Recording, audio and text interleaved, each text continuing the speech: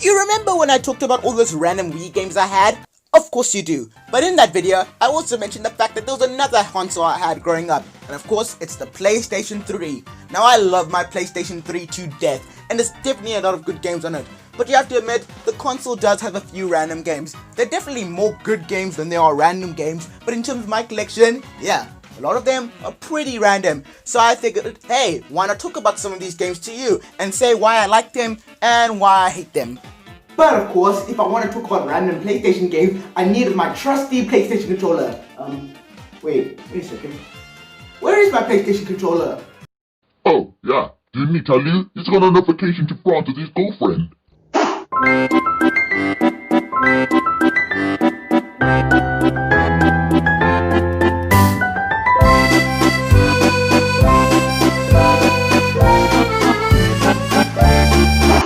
Huh, I see. So, do you want to help me with my video? Nope. The first game I'm about to talk about is a game that many people adore, and it's of course Little Big Planet 2.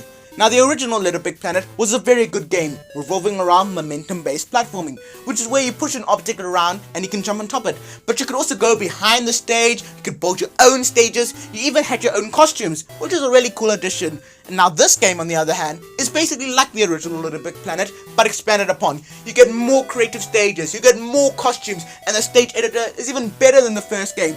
All of these things combined makes this a really good sequel. I mean, for starters, you could get a normal level where you just jump across the place and go to the end, but you can also get levels where you get chased or even swing around like Spider-Man, which is really cool. All these things combined makes Little Big Planet 2 a really fun and charming game. And plus, just look at these graphics, I mean, they're beautiful. All in all, Little Big Planet 2 is a very fun platformer that I highly suggest you play on the PS3. Now, does anyone remember Skylanders? Yeah, the whole idea was that you buy a toy, you place it on the pad, and then the toy you placed on the pad will be the character you play in the game. It was a really nice concept. Now that's basically Disney Infinity. Disney Infinity is basically Disney's version of Skylanders. And if I have to be brutally honest, I actually think Disney Infinity is better than Skylanders.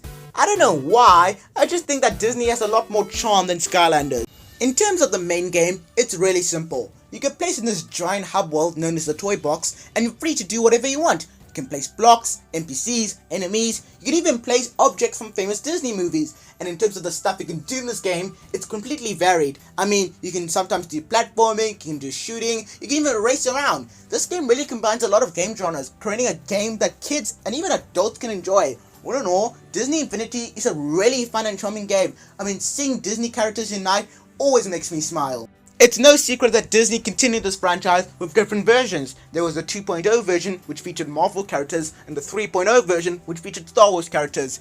And there were going to be even more characters added, but of course the series got cancelled. No one was really buying these games after a while. It was novelty back then, but over time people realized they were wasting too much money on stuff that they probably weren't going to use that much. Still, I think Disney Infinity is a fun game. Even its other versions are still quite enjoyable.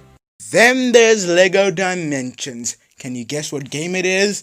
It's a game where you have a toy, you place it on a pad, and then the character you place on the pad will be the character you play in the game. Yeah! Jokes aside, I actually quite enjoy Lego Dimensions. I mean, seeing all these Lego characters team up with each other is always a fun sight, and you get to traverse many Lego worlds, from Ghostbusters to Batman, Lord of the Rings, The Hobbits, Doctor Who, Teen Titans Go, and even Back to the Future. But at the end of the day, it is a Lego game, so it does feel like something I've played beforehand, but it's still a quality game, and it does have a unique spin to it. But at the end of the day, it's just like Disney Infinity and Skylanders. All samey, you place a toy on a pad and you place the character. But at least it's more charming because it's Legos, which are actual toys you can play with, so that has that going for it.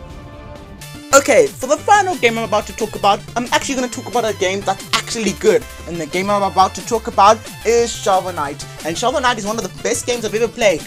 It's a standard 2D platformer, but it has a unique spin as it's based off NES games. And I mean, it really is based off those games. The graphics, the text, the animations, the music, all feel like they came from an NES. But of course, since this game is newer, it does a lot of new stuff that you wouldn't be able to do on NES. But everything combined makes this game highly enjoyable. And on the PS3 version, you get to fight Kratos, which is always a fun sight to see.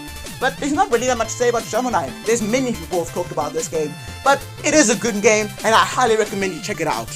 So yeah, that was my look at all my random PS3 games. And I've got to say, it was actually quite nice talking about them. But if there's one thing I learned from this video, is that there were a lot of Toys to Life games on the PS3.